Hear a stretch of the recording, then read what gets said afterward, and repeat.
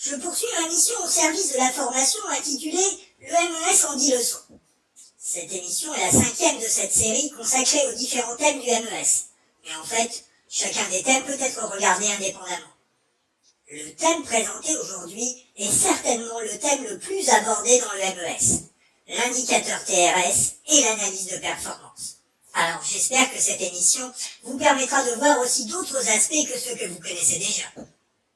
Après l'exposé pédagogique, Karine aura le plaisir de recueillir le retour d'expérience d'Omer Denise, du groupe Ecom.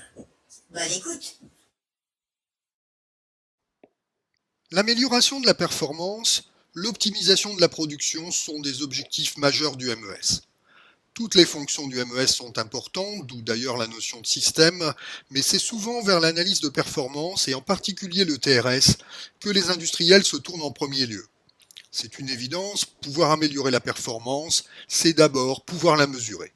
Aussi, c'est souvent de cette fonction que les industriels attendent le retour sur investissement le plus rapide de la mise en place d'un MES. C'est tout à fait justifié, à condition de ne pas donner à l'analyse de performance un sens trop strict, ce que nous allons voir dans la suite. Mais n'anticipons pas trop. Quand on parle d'analyse de performance, on parle d'indicateurs de performance, les KPI ou Key Performance Indicators en anglais, et très rapidement, on en vient au TRS, OI en anglais.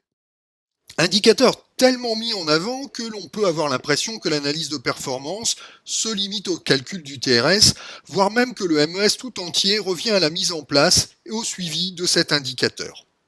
En fait, l'amélioration de la performance, très liée à l'amélioration continue, est une démarche dans laquelle s'inscrit le MES tout entier. Une façon simple de la décrire est le modèle DMAIC. Définir des indicateurs et des objectifs, les mesurer, analyser les causes, improve, soit améliorer ou innover si on veut garder le I de l'initiale, contrôler ou piloter le procédé en fonction de ces améliorations. Et le cycle peut être réitéré. Il s'agit d'une démarche d'amélioration continue mise en avant dans les méthodes Six Sigma ou les démarches TPM, Total Productive Maintenance. Dans ce cycle, l'analyse de performance va couvrir essentiellement les 3 premières étapes. Les 2 autres étapes, contrôle et improve, vont plus faire appel à la créativité de l'équipe de production, au management et à l'organisation. Revenons donc sur ces 3 premières étapes. Tout d'abord, définir les indicateurs et les objectifs. Ces indicateurs peuvent être des indicateurs de productivité, comme le célèbre TRS, des indicateurs de rentabilité, des indicateurs sur les consommations, l'énergie, ou même des indicateurs environnementaux. Il va falloir ensuite suivre ces indicateurs, soit manuellement, ce que l'on appelle le bâtonnage, de manière automatique ou de façon mixte. Ensuite, il faudra analyser les résultats en tenant compte à la fois des facteurs matériels et des facteurs humains. Pour illustrer la démarche d'analyse de performance, nous allons prendre l'exemple du TRS, indicateur phare de la productivité. Mais tout d'abord, pourquoi le TRS est-il autant mis en avant? Une des raisons du succès du TRS est la simplicité. Nous verrons qu'il s'agit d'un indicateur relativement simple à comprendre et à mesurer. Une seconde caractéristique du TRS, peut-être la plus importante, est qu'il est indépendant de l'industrie et de son niveau d'activité. Sa définition a un sens pour toute industrie. Mais le TRS va plus loin. Des indicateurs qui s'exprimeraient en tonnes, corrigés ou non, en nombre de produits par heure, etc., ne permettraient pas de comparer aisément 2 usines ou même 2 lignes de production.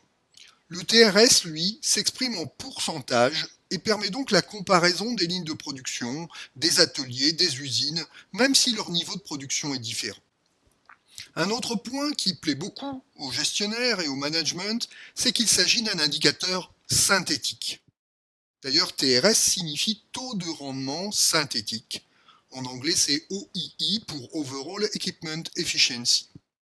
En un seul chiffre, on peut caractériser la productivité d'une ligne. En même temps, Le TRS est de fait la conjonction de plusieurs indicateurs qui vont permettre d'analyser la productivité suivant différents axes: le taux de disponibilité, le taux d'efficacité, le taux de qualité. Un autre élément est que les données collectées pour le calcul du TRS permettent généralement le calcul d'autres indicateurs connexes, intéressants comme le TRG, le TRE, taux de rendement économique, ou des indicateurs liés à la maintenance comme le MTBF, temps moyen de bon fonctionnement, et le MTTR, temps moyen de réparation. Le TRS est également un indicateur normalisé. À l'origine norme française, elle a été étendue au niveau européen. Même s'il n'est pas normalisé à l'échelle internationale, l'OII est aussi très utilisé mondialement. Le TRS est aujourd'hui largement diffusé et connu des industriels et bien sûr, le succès engendre le succès. Les industriels qui souhaitent améliorer leur performance cherchent naturellement des points de repère et le TRS est une très bonne façon de commencer. Le calcul du TRS repose sur la décomposition du temps de vie total d'un équipement ou d'une installation. On distingue en premier lieu le temps d'ouverture, c'est-à-dire le temps pour lequel l'accès à l'équipement ou à l'installation est possible. Le temps en quelque sorte perdu par rapport au temps total correspond à la fermeture de l'installation. De ce temps d'ouverture, on devra aussi déduire les arrêts planifiés. Suivant les organisations de travail, il pourra s'agir des pauses, des repas, des arrêts pour la maintenance des équipements, des réunions, des essais. On obtient ainsi ce qu'on appelle le temps requis. Sur ce temps requis, on devra aussi déduire les temps perdus pour des problèmes, des pannes, des réglages, des changements d'outils et de production que l'on peut regrouper sous le terme de perte de disponibilité de l'équipement. On obtiendra ainsi le temps où l'équipement est en fonctionnement. On pourra d'ailleurs calculer à ce niveau un premier taux en pourcentage qui est la disponibilité opérationnelle, DO, de l'équipement, qui représente le temps de fonctionnement sur le temps requis.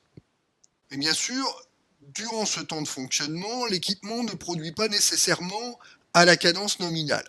Ce peut être le fait d'une baisse de cadence, de micro-arrêts ou de défauts machines qui induisent une perte de performance. Le temps obtenu en les déduisant est le temps net. On peut aussi calculer à ce niveau le taux de performance, TP, qui représente le temps net sur le temps de fonctionnement. Enfin, ce temps net n'est pas nécessairement consacré à la production de produits corrects. Un certain nombre de produits vont être mis au rebut ou retournés en production. Cette perte de qualité correspond aussi à un temps qui peut être déduit du temps net. Le temps réellement consacré à la production de produits bons est appelé temps utile. Un troisième taux peut être calculé à ce niveau, le taux de qualité TQ, qui représente le temps utile sur le temps net. Le taux de rendement synthétique se calcule comme le produit de ces trois derniers taux. Disponibilité opérationnelle multipliée par taux de performance multiplié par taux de qualité. Il représente également le temps utile sur le temps requis. En plus des informations qui affectent la production au sein du temps requis, c'est-à-dire du temps réellement maîtrisé par les équipes de production, les exploitants souhaitent souvent connaître l'impact des arrêts planifiés de production et donc calculer le ratio entre le temps utile et le temps d'ouverture totale. Ce ratio s'appelle le TRG, ou taux de rendement global.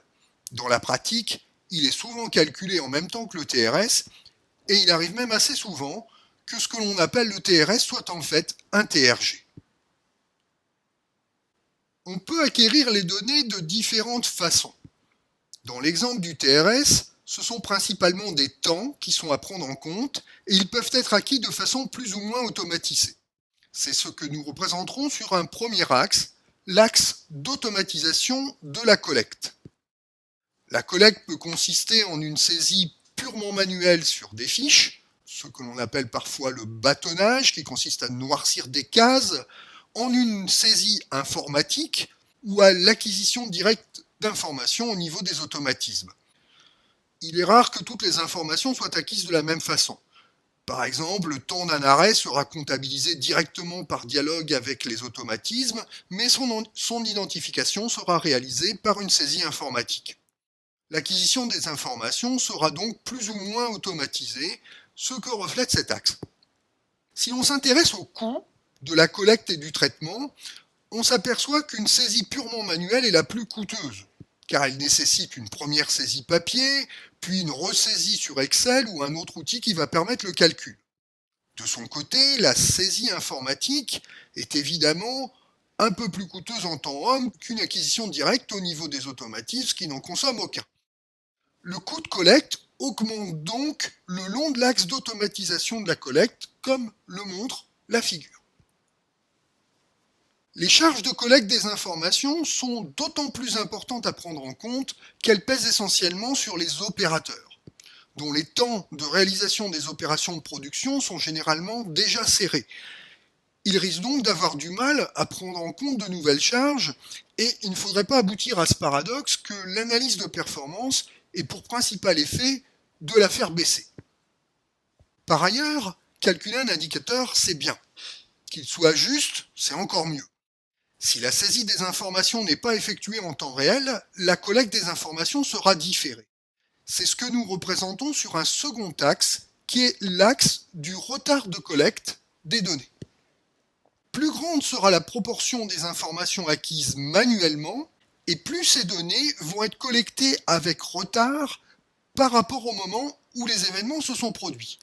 Et donc plus le risque d'erreur, par erreur de saisie ou par oubli, combien de temps exactement avait duré l'arrêt de bourrage, sera élevé. À l'inverse, une acquisition des données en temps réel, essentiellement automatisée, augmente la fiabilité des informations. Nous voyons donc que tant la recherche d'obtention d'indicateurs fiables que la réduction des coûts de collecte militent pour l'acquisition de données en temps réel avec une connexion directe aux équipements. Une fois les données acquises de manière fiable, il reste encore à calculer les indicateurs. Là, nous allons voir que, en exagérant un peu, l'enfer est dans les détails.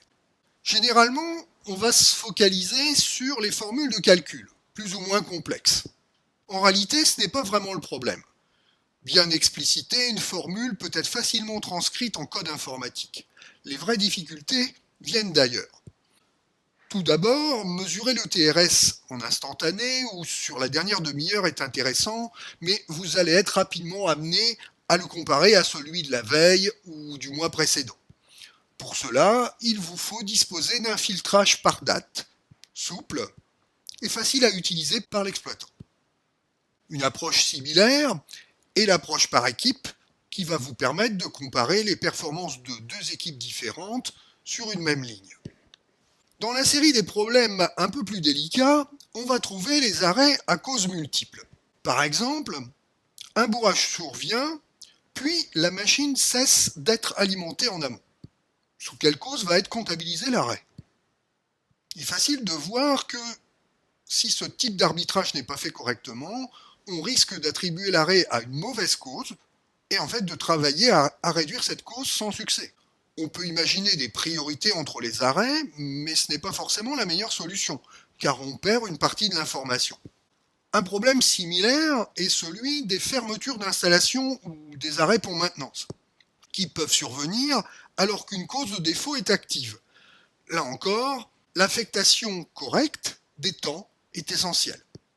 Pour toutes ces raisons, le responsable d'exploitation devra souvent être à même d'effectuer des modifications a posteriori de certaines informations pour les corriger. Au minimum, il devrait être capable de modifier des causes d'arrêt ou de rebut, mais dans certains cas, également des temps. Une autre clé pour une analyse de performance efficace est de ne pas la restreindre à un périmètre trop réduit. Souvent, le calcul du TRS est mis en place sur une machine particulière, dont le débit conditionne, en première approche, celui de la ligne. C'est le cas, par exemple, des machines de conditionnement situées en bout de ligne. Il est vrai que ces machines sont généralement coûteuses et que tout point de productivité perdu au niveau de ces machines à un coût élevé. Mais on peut aussi perdre de la productivité au niveau d'une machine de conditionnement parce qu'elle est insuffisamment alimentée. Tout simplement parce qu'une ligne de production est un système interdépendant. Il est alors essentiel que le TRS et son analyse soient faits au niveau de chaque machine de la ligne. Ne pas réduire trop le périmètre d'analyse, c'est aussi ne pas se limiter au TRS, qui va s'attacher en partie au personnel, mais surtout aux équipements. La performance est aussi à rechercher dans la réduction des pertes matières, qui peuvent engendrer d'importantes pertes de marge, et aussi dans une meilleure gestion de l'énergie consommée. Dans ces domaines, il y a moins d'indicateurs standardisés comme le TRS.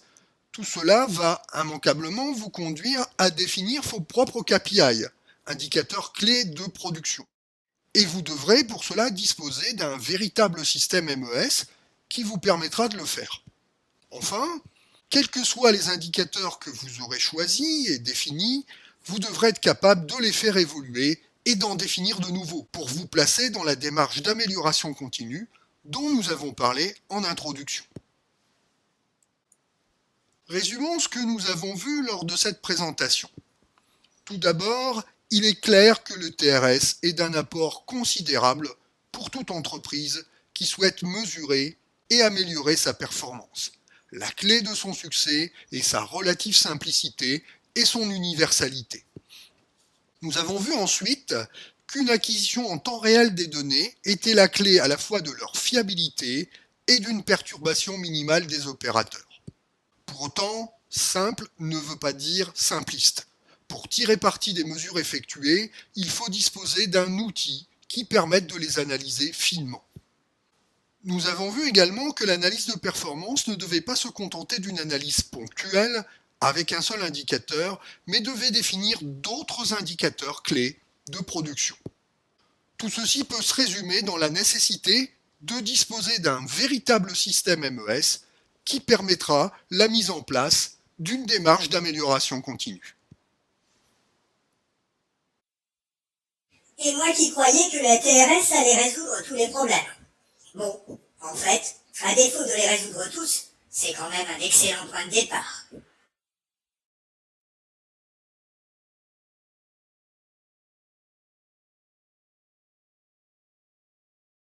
Monsieur Agdenis, Bonjour. vous êtes responsable du développement de l'activité automation et MES au sein du groupe Ekiom. Effectivement, oui. Alors dans l'exposé, on voit que le TRS est quelque part l'indicateur phare de l'analyse de performance. Qu'en pensez-vous? Effectivement, le TRS est l'indicateur reconnu, mais c'est un petit peu aussi ce qu'on attend d'un indicateur. On attend qu'il soit reconnu, formalisé, pour qu'il ne prête pas à interprétation. Donc le TRS bénéficie de ça, bénéficie de cette image. Il devient effectivement un petit peu l'indicateur par défaut. Mais s'il persiste, c'est que quelque part, il est un bon indicateur. Il a le mérite d'englober beaucoup de paramètres qui concernent la ligne. Et de ce fait, il va pouvoir rapidement donner une macro-indication de la performance de cette ligne. Et savoir derrière sur quels autres indicateurs développer pour après effectivement apporter de l'amélioration sur ces équipements. Alors plusieurs indicateurs sont similaires au TRS. On introduit par exemple le TRG ou le TRE, taux de rendement économique. Quel est selon vous l'indicateur le plus utile pour l'industriel?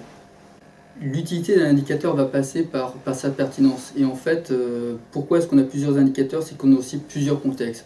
On a des situations où on a des parcs très homogènes en termes d'équipement et d'autres ateliers où il n'y a pas de machine équivalente. D'un point de vue organisation, c'est pareil. On peut avoir des lignes qui sont dédiées à des produits qui gèrent des grands volumes et parfois d'autres qui vont gérer des aspects plus spécifiques.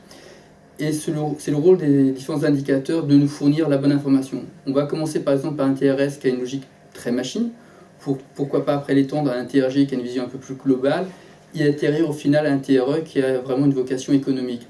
Et c'est là où les solutions MES vont permettre aux responsables d'exploitation de construire ces indicateurs, de les suivre et de pouvoir agir de manière opportune au bon moment et sur les bonnes installations.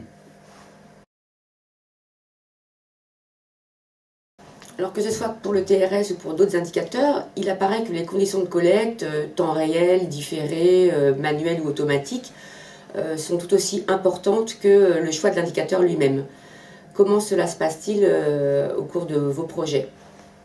L'outil TRS ne doit en aucun cas induire une baisse de productivité. S'il est mal perçu par les opérateurs, il sera mal renseigné et donc fournira des informations peu pertinentes et sera peu efficace. Il est donc très important de travailler avec l'industriel pour comprendre son organisation, que ce soit le rôle des opérateurs et les rôles des techniciens de maintenance.